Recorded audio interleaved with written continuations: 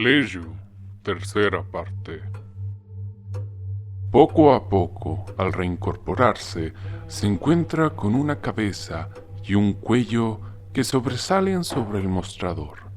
Sin duda es muy bajito, ya que puede ver a duras penas los incipientes y delgados hombros. Jonathan no quiere ser grosero, no obstante, el aspecto de aquel hombre bajito le roba el aliento. Un cráneo prominente denota la desproporción convexa de los huesos tras la piel de las cejas y la frente, creando una especie de casco craneal protuberante bajo la piel. Escasos cabellos peinados hacia un lado se esfuerzan por cubrir una notoria alopecia, siendo estos cabellos delgados y castaños, una boca casi carente de carne, una línea que sirve como cavidad para funcionar. Sin embargo, ha olvidado que puede poseer labios, una nariz pequeña y angulosa, pronunciada hacia el frente como la punta de una navaja. Podría decirse que es caucásico, aunque la pigmentación amarillenta de la piel puede denotar otros tonos que no le categorizan como completamente blanco e incluso denotar tintes asiáticos. En ciertos espacios de la piel, como las manos, las orejas pequeñas y debajo de la escasa cabellera, diversas manchas de un hombre viejo salpican aquí y allá. Jonathan observa con la mayor discreción posible los rasgos de aquel hombre, pero hay una característica que le ha impactado tanto que no puede evitar escudriñar atónito con indiscreción pueril. Los ojos. Los ojos de aquel hombre son tan diminutos que parecen dos lentejas colocadas sobre las cavidades pronunciadas. Aquellos ojitos diminutos ni siquiera se amplían por cualquiera fuera la graduación de sus pequeños anteojos, sino que permanecen diminutos tras el cristal tan pulcro que pareciera no lleva ningún anteojo. Solo se percibe que lleva anteojos por dos patitas que navegan de los laterales de sus ojos y se sostienen sobre sus orejas y por un diminuto puente que se sujeta de la angulosa nariz. El hombre le observa con aquellos ojos que se le antojan similares a los de un tiburón, negros, diminutos y penetrantes. Jonathan nunca había visto a alguien como aquel anciano, que bien podría ser un hombre deteriorado o un anciano no tan viejo. Su vista le engañaba recientemente.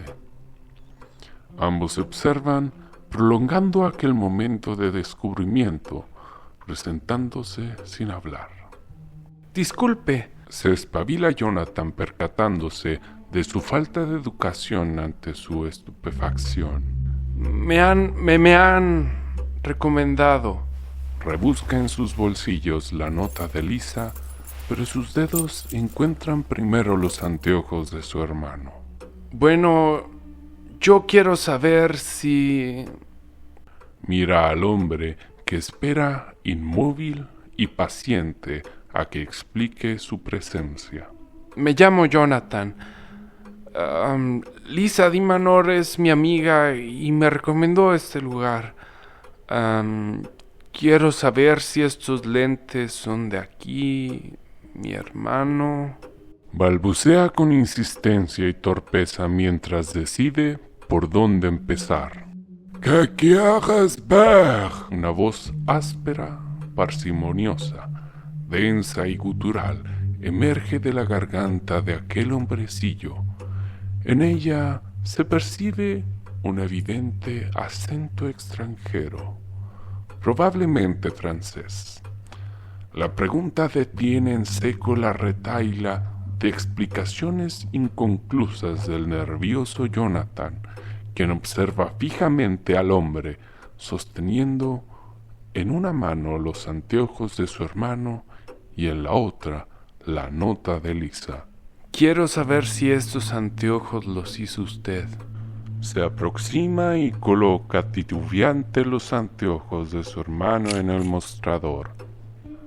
El hombre baja la mirada y toma los anteojos con unas extrañas manos angulosas, pequeñas, venosas y manchadas. Los acerca a sus minúsculos ojos para examinarlos. Extrañado e incómodo, Jonathan se encuentra en ascuas mientras corrobora que los ojos de aquel hombre no son completamente negros, sino que efectivamente posee una imperceptible esclerótica, la zona blanquecina del ojo que desaparece en cuanto el anciano vuelve la mirada al frente. Largos son los minutos donde el hombre abre las patas de los anteojos de Ricardo, los observa y tenta con las yemas de los dedos los grabados y los cristales. Estos anteojos fueron de un muchacho que vino hace 29 años. Jonathan se paraliza. Hacía 29 años que había muerto Ricardo. ¿Cómo se llamaba ese muchacho? El hombrecillo se vuelve y camina hacia una escalera de pared que se encuentra al fondo del corredor que está detrás del mostrador. Jonathan puede verlo completo entonces. Un hombre delgado, con piernas curveadas, delgadas cual palillos y grandes como los hobbits de Tolkien. Un cuerpo extraño, como si las proporciones de una persona normal se hubiesen reducido todas una talla en cada extremidad, menos en la cabeza, que presume un cráneo prominente. Un sentimiento incómodo e insólito asalta a Jonathan, recriminándose sentir así, ya que probablemente aquel senil hombre padece la comorbilidad de insólitas enfermedades, y tal vez por aquella razón trabaja y vive en aquel sitio oculto de la ciudad donde el tiempo no avanza. El hombrecillo toma la escalera y la empuja hasta casi el extremo contrario, subiendo unos escalones, abriendo luego una de aquellas puertecillas de cristal que se sostienen de la pared y extrayendo una base de cristal y madera vacía, para finalmente volver con ella al mostrador. Coloca aquella base en la superficie frente a Jonathan, abre ambas patitas de los anteojos que pertenecían a Ricardo y los coloca con sumo cuidado. Luego regresa a la base de la vitrina, la cierra, baja de la escalera y vuelve con Jonathan al mostrador. Oiga, estos anteojos son míos. Ejercita Jonathan en reclamar al verse engañado por el anciano que, bajo el truco de su velocidad, ha tomado los anteojos de su hermano. Al contrario, contesta el anciano inexpresivo, limpiando la superficie del mostrador con un paño húmedo. ¿Qué le pasa? No son de mi hermano. No vine a devolverlos, vine a que me contara qué sabía de él. El hombre tararea mientras guarda el paño. Señor, por favor, devuélvame los anteojos. Insiste Jonathan, consciente de que habla con un hombre senil y tal vez incluso demente. Los anteojos no pueden andar por ahí. Ya ves lo que te pasó a ti. Los anteojos sin dueño deben volver a su vitrina. Se limita a contestar, para luego colocar las manos juntas sobre el mostrador y ofrecer una perturbadora sonrisa que tal vez era su mayor esfuerzo por ser amable. Para que otros puedan ver.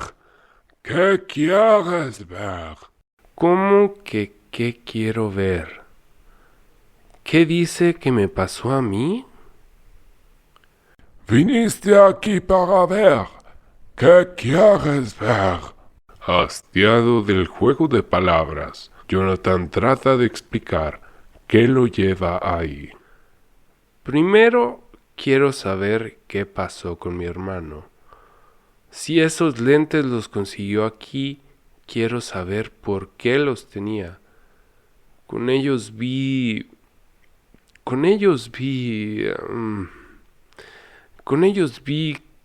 cosas extrañas.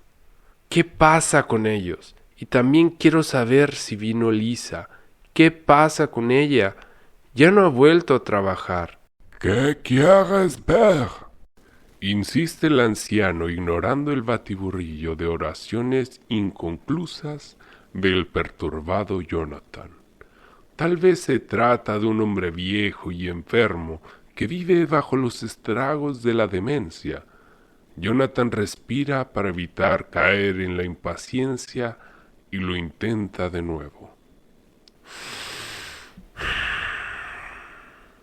Mi hermano era Ricardo Azar. Murió hace 29 años. Los lentes que usted me quitó eran de él. Y sé que no se tratan de lentes normales. Sé que con ellos se pueden ver cosas extrañas. ¿Qué quieres ver? Harto de la misma pregunta, Jonathan sucumbe. Quiero ver qué sucedió con mi hermano. El enjuto hombre se vuelve a la inmensa pared repleta de anteojos y dirige la escalera a un espacio cargado a la izquierda para subir unos metros sobre el suelo. Con sus perturbadoras manos angulosas, elige con cautela otros anteojos. Repite el proceso de abrir la vitrina y extraer una base y regresa al mostrador con ellos. Estos anteojos tienen un marco grueso de un brillante color violeta. El anciano los coloca frente a Jonathan, pero antes de que pudiese tomarlos, los retira sutilmente hasta atrás, haciendo un ademán de espera, colocando un dedo al frente. De debajo del mostrador extrae una hoja larga que tiende Gracil frente a Jonathan y se posa en el mostrador, mostrando una larga lista de letras manuscritas. Para usar los lentes, necesitas leer el contrato. ¿Solo para usarlos?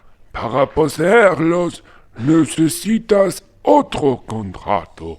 Jonathan, incrédulo e irritado, se dispone a recorrer rápidamente aquellas cláusulas que ni siquiera estaban escritas a máquina. ¿En qué año vive este señor? El título del contrato reza: Contrato para préstamos de ojos. ¿Cómo que préstamos de ojos? A Jonathan se le ocurre que al ser un hombre viejo y extraño, se ha equivocado y ha colocado ojos en lugar de anteojos. Los lineamientos versan estatutos como: no es posible revelar lo que los anteojos permiten ver. Cada anteojo tiene sus propias reglas. El préstamo dura solamente un día de 24 horas. Lo que los anteojos te permiten ver no pertenece a la realidad inmediata. No nos hacemos responsables de las decisiones tomadas por el uso de los anteojos. El préstamo de los anteojos no significa su adquisición. Si por alguna razón se extraen los anteojos del recinto sin su adquisición, deben devolverse en 24 horas. Si no, se hará el cargo. No se contestan preguntas sobre el origen de los anteojos. Cuando el anciano se percata que Jonathan recorre las últimas líneas con la mirada, arrastra hacia el hermoso bolígrafo antiguo grabado con las palabras «Leju». Si estás de acuerdo, firma abajo. Jonathan observa la pluma fuente y el misterioso anciano. Sintiendo que no había mucho que podría preguntar, tendría que intentar lo que su hermano intentó hace 29 años. Así que firma y toma los anteojos de la base que jala hacia el anciano sobre el mostrador. Con cautela, Jonathan toma los anteojos y los observa. Trata de ver antes de colocárselos en el puente de la nariz para predeterminar qué es lo que puede ver. No obstante, parece que no funciona así. Los anteojos necesitan ser colocados. Antes de colocárselos, percibe con las yemas por dentro de las puntillas del mismo grabado de los anteojos que tenía Ricardo. No queda nada más que intentarlo como lo hizo su hermano tiempo atrás. Se los coloca con sumo cuidado, empujándolos hasta el límite de su nariz. Una visión ligeramente más opaca le abruma la visión. Sin embargo, le ofrece más nitidez que su visión normal. Mira a su alrededor en busca de lo que fuese distinto, pero no ve nada. Observa al anciano completamente inmóvil. Las paredes, la puerta, el espejo con su imagen usando aquellos ridículos anteojos, pero no observa nada inusual. ¡Esto es un fraude! ¿Qué se supone que...? De repente, la campanilla del establecimiento tintinea y una silueta ingresa al establecimiento. La luz exterior le impide por un momento observar con detenimiento a aquel muchacho que lleva su uniforme escolar y una mochila desgastada con un bordado de Nirvana en una de las correas. Acercándose al mostrador decididamente, un jovencito de anteojos de fondo grueso, labios llenos, cabello negro, complexión delgada. Aquel jovencito de actitud autoritaria y decidida se aproxima con seguridad al mostrador, haciendo una maniobra con su mochila para extraer con rapidez lo que tiene preparado. Ricardo, Musita Jonathan, al reconocer en aquel muchacho a su hermano a la edad en la que dejó de existir. Ahí está, vivo, completo, como si no hubiese pasado ningún día. Jonathan sostiene toda partícula de oxígeno en sus pulmones, conteniendo aquella imagen que se concreta en carne y hueso después de tantos años de permanecer como un recuerdo que se disuelve cada día. Se petrifica, completamente atónito. La emoción, la angustia, la felicidad y la nostalgia le embargan y obligan a sus ojos a inundarse de lágrimas. Siente sus manos temblar y un inmenso deseo de abrazarlo, pero se detiene, obstinado a descubrir lo que aquellos lentes temporales le mostrarán. Solo tiene una oportunidad. Ricardo extrae de su mochila una nota que lleva las mismas instrucciones que le había dado Lisa a Jonathan con otra letra, como si ese fuese la única manera en que se pudiese recomendar. ¿Qué es acaso la única manera de llegar a ese sitio? Quiero ver a los muertos. Dicta Ricardo colocando la nota en el mostrador, dirigiendo la mirada hacia el anciano como si le retase, como si quisiese imponer para no verse intimidado por su edad. Ver a los muertos. Su hermano sabía que había ido, sabía que funcionaba aquel lugar. No sería la primera vez que había ido, sabía justamente a lo que iba. Lo había hecho sin permiso y de manera premeditada. Incluso parece que lo había ensayado.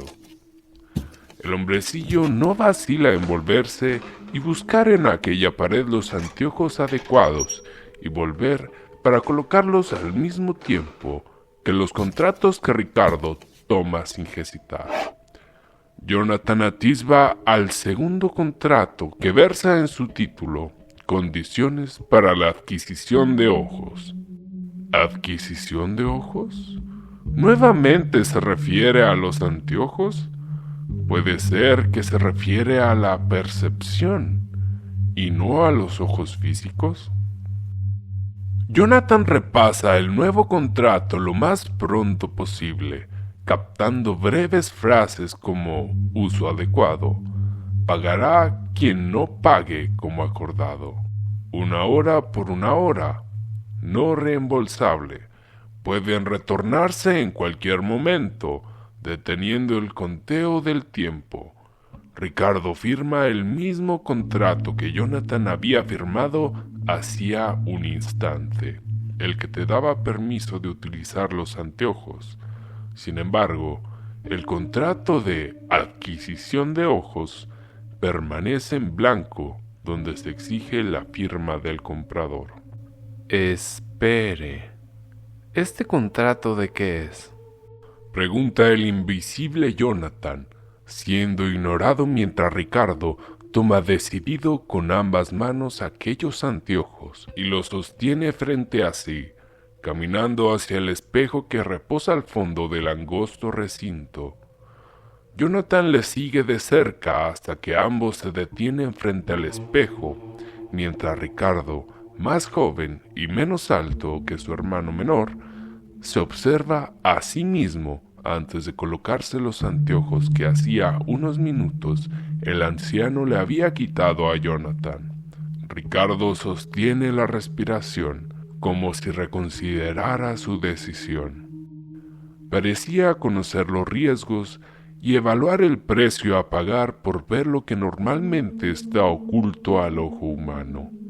Este tiempo en que Ricardo evalúa sus opciones mientras se contempla a sí mismo observando su imagen sosteniendo los anteojos, Jonathan aprecia el reflejo de ambos y la forma de su hermano justo frente a él. No puede creer que sea más viejo y alto que su hermano mayor. ¿Le creería si le contara aquello en la otra vida? Incluso percibía su aroma, esa loción de conquista barata, el ligero perfume de sudor juvenil y aromatizante de ropa que utilizaba mamá. No la veo. Declara Ricardo volviéndose al anciano. No veo lo que vine a ver. Debes ir a donde puedas ver. ¿Acaso lo que quieres ver ocurrió aquí? Ricardo lo piensa y se vuelve nuevamente para afrontar su imagen en el espejo, tomando una decisión. Para que los anteojos salgan de aquí por el tiempo que necesitas, debes firmar este contrato. El anciano empuja con su mano venenosa aquel largo papiro manuscrito que reza con el título Contrato de adquisición de ojos. Ricardo observa al anciano. Ambos se miran mutuamente. El muchacho transpira y se tienta el pantalón para limpiarse las palmas de las manos mientras el anciano permanece inmóvil como un maniquí. Jonathan sabe, en ese minúsculo espacio de tiempo, que ahí Ricardo tomará una decisión equivocada. Podía verlo en su lenguaje corporal idéntico al suyo. En un instante, Ricardo toma su mochila y se echa a correr fuera del local, pero por una puerta trasera que Jonathan no había visto, dejando entrar una luz distinta ante su salida. Jonathan le dedica una mirada rápida al anciano, que le indica con su largo índice el contrato de adquisición de ojos. Firma primero. Luego ve tras tu hermano. Más rápido de lo que pensó que podía hacer, Jonathan garabateaba una firma improvisada y se echa a correr tras Ricardo, que se ha dado a la huida. Por alguna razón, Ricardo no había firmado el contrato de adquisición. Quien le dijo de aquel lugar le había recomendado no hacerlo. Jonathan tenía un mal presentimiento, un fuerte sentir que a partir de ahí todo se iría a la borda.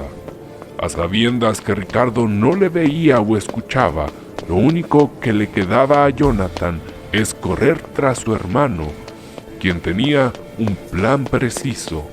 Sabía dónde entrar, por dónde salir, cómo hacerlo. La puerta trasera no los condujo al viejo centro de la ciudad como había sucedido con la entrada, sino que habían salido de una puerta de servicio cualquiera hacia una de las calles más modernas y concurridas de la ciudad. ¿Cómo era posible? Se hacía unos segundos y encontraban en algún sitio detenido con el tiempo en medio de la ciudad y ahora habían sido escupidos por una puerta moderna y metálica de servicios de las que abren al empujarlas por dentro, pero se sellan por fuera como las de los cines. A cada momento, Jonathan se confunde más, pero no pierde de vista a su hermano que continúa su huida sin que nadie le persiga por aquella avenida financiera, inmaculada y sumamente moderna, flanqueada por altos edificios cristalinos de corporativos, automóviles de lujo, transeúntes de clase y delimitaciones viales impecables. El reverbero de una ciudad ocupada resuena en los oídos después de haber estado en un sitio hermético por un completo silencio. ¡Espera, Ricardo!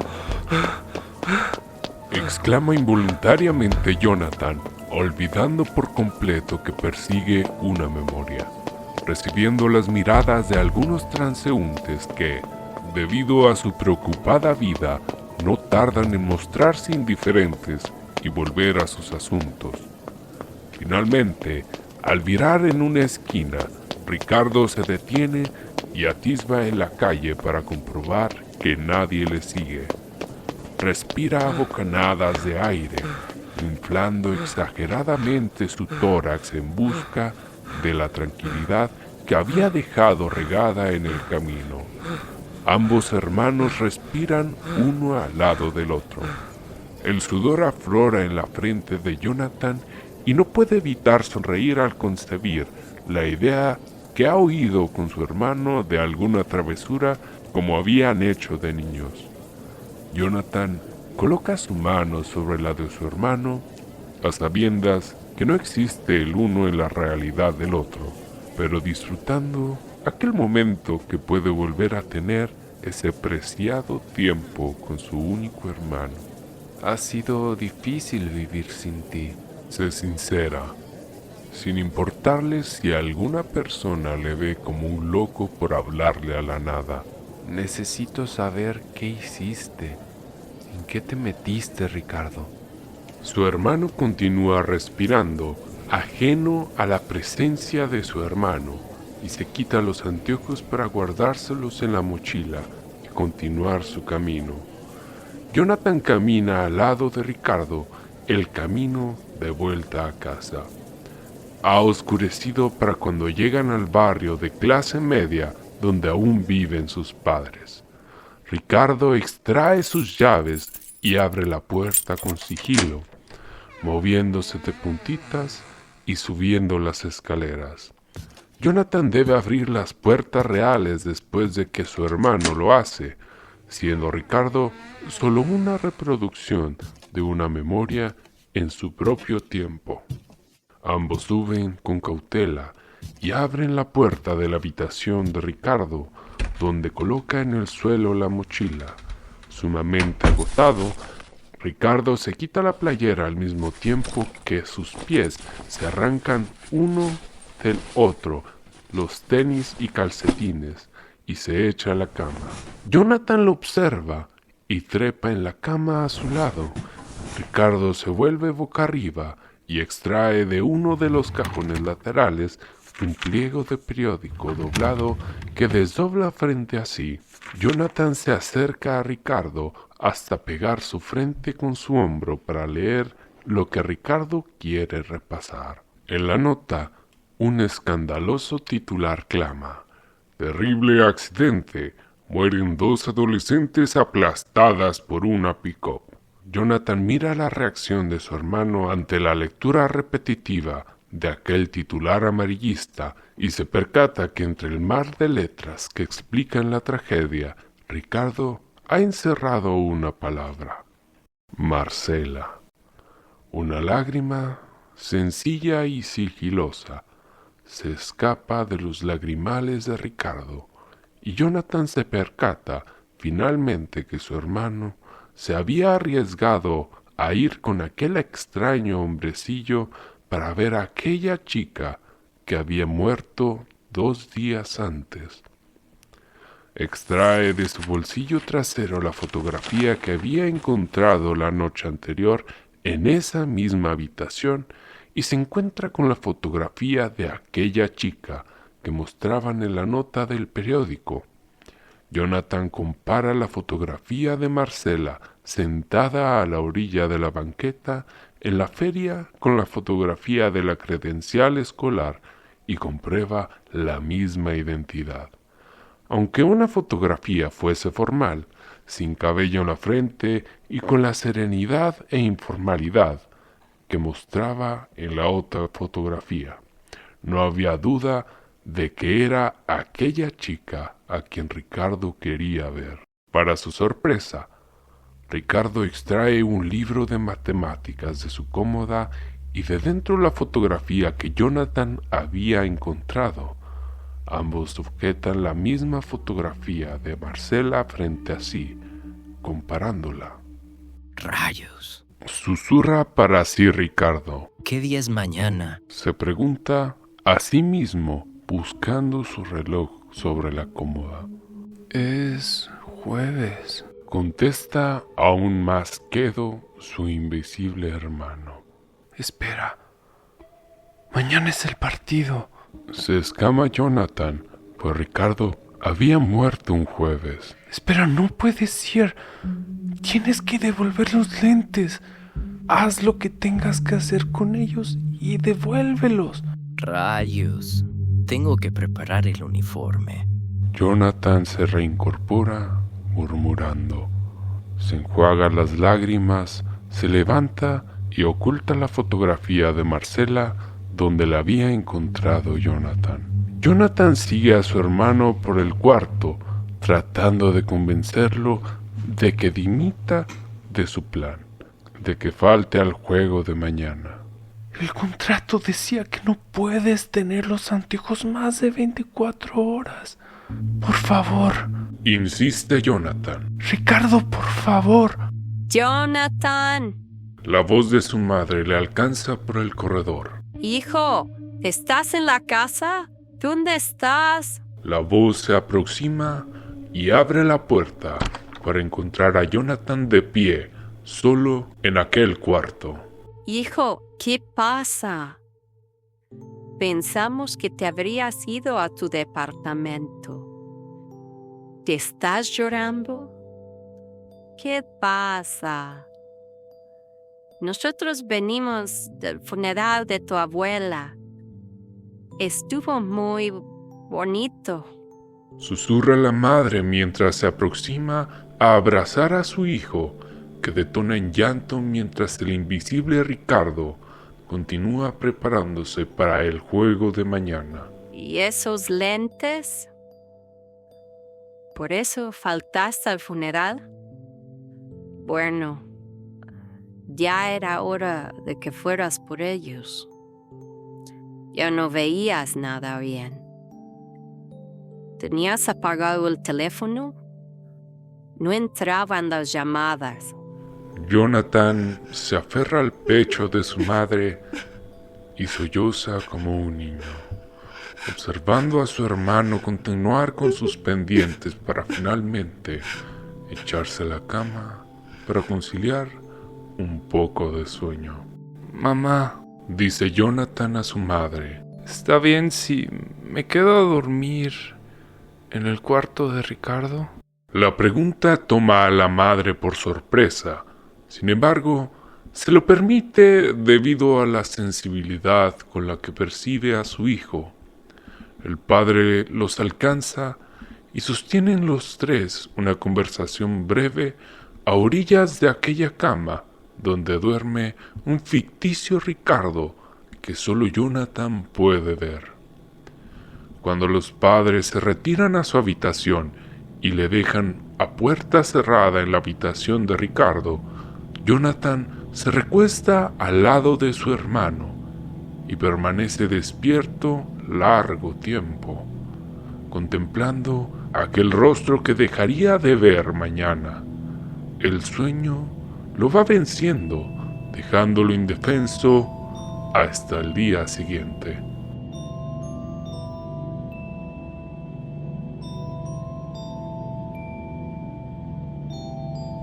Liu, por Alex F. Wong, ha sido narrado por Diego Muñoz. Adquiérelo por Amazon en pasta blanda o Kindle y espera este 2025 la versión extendida.